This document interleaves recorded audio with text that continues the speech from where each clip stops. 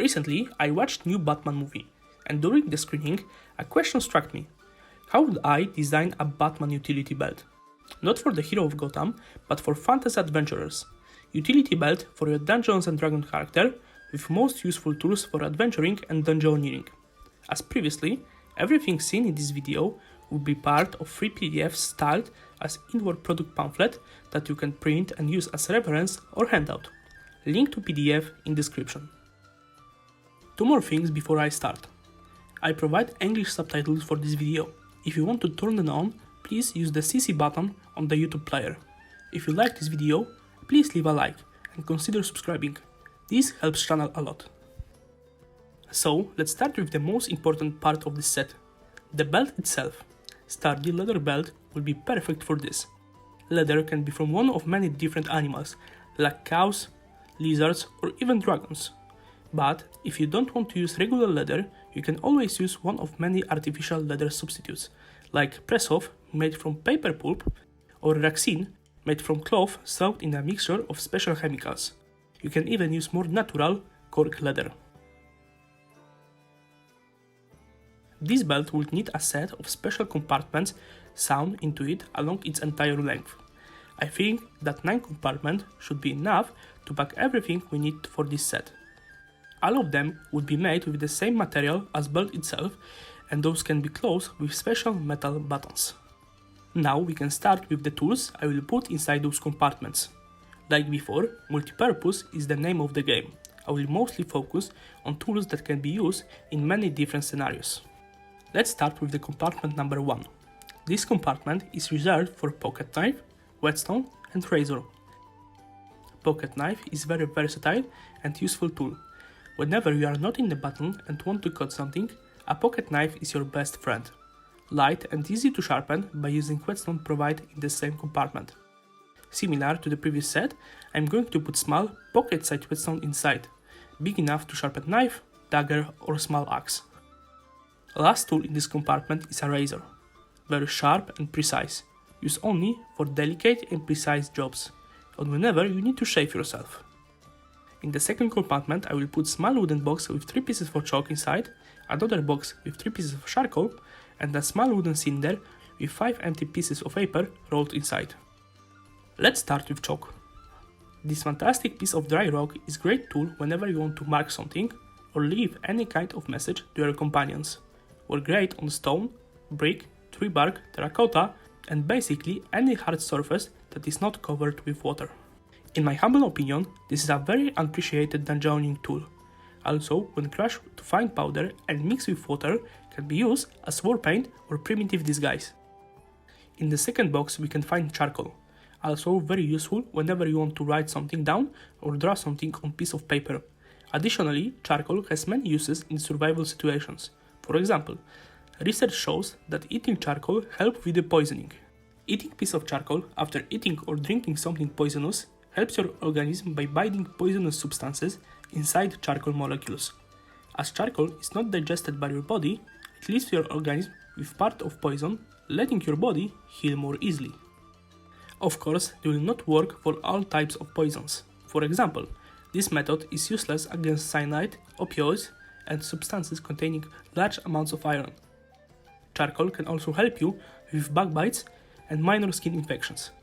I encourage you to do your own research and find many other ways charcoal can be used in survival situations.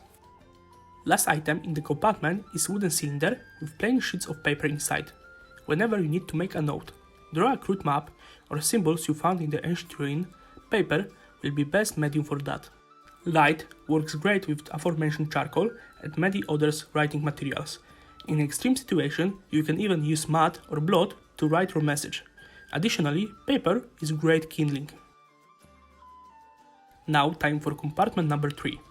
Inside this one, compared to the other compartment, is covered with thin metal tiles. Number 3 is secured like that because it was designed for caltrops. This compartment is able to fit 15 small caltrops inside that can be used to slow down any pursuit.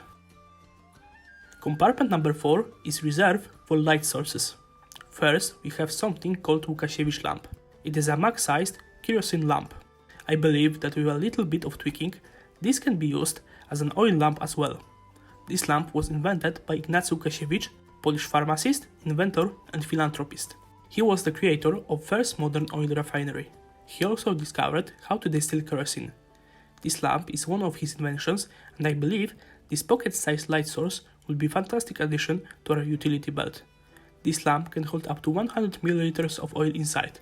My research showed that this amount of oil would last about 6 to 7 hours of non-stop burning. In this compartment, I will also add 2 additional cotton lamp wicks and a small bottle with 100 ml of extra oil. It can be used in a lamp or as a kindling. Last thing I will put inside this compartment is one regular candle, just in case. Now time for compartment number 5. We are halfway there. Here we can find a simple lockpick, small metal mirror and a whistle. Lockpick is an important tool for any adventuring party. Whenever you want to open locked doors, but you don't want to alarm everybody in a 1 mile radius by breaking them, lockpick is your go-to. Metal mirror will be a great tool whenever you want to shave yourself or look at what is around the corner. Also, mirror can be used for long-distance communication. By using sunlight and code akin to that of a Morse code, you will be able to send long-distance messages without using any type of magic. Last thing in this compartment is a simple whistle. This tool has a simple task. Regardless of whether we want to attract an attention of enemy chasing one of our mates, or we must signal a threat to our friends, the whistle is a great non-magical tool for this type of action. Sixth compartment is divided in half by an extra strip of leather. One side of this compartment is filled to the brim with 25 4-gram ball bearings. You can drop them on the ground.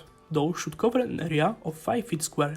A creature moving across the covered area must succeed on DC 10 dexterity saving throw or fall prone. A creature moving through this area at half the speed doesn't need to make the save. Those balls can also be used as quite deadly sling ammunition. I think that using this ammunition should increase sling damage from 1d4 to 1d6 at least. Second half of this compartment is filled with 100 colorful beads. DM should decide what kind of material was used to create those beads: wood, bone or glass. Those beads can be used as currency when dealing with communities that do not recognize value of gold and any other commonly used currencies. Those also can be gifted as a tribute or payment for more primitive creatures like trolls or gorillas. You can also use them to mark your path in places where chalk is not as useful, like swamps and underwater caves.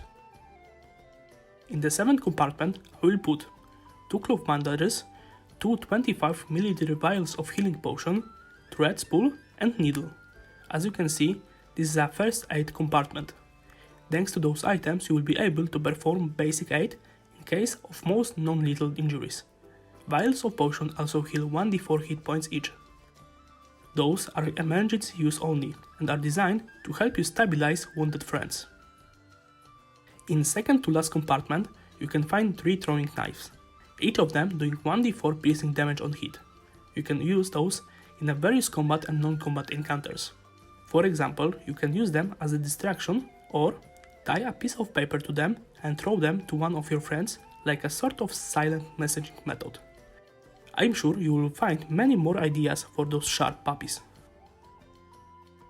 And finally, compartment number 9.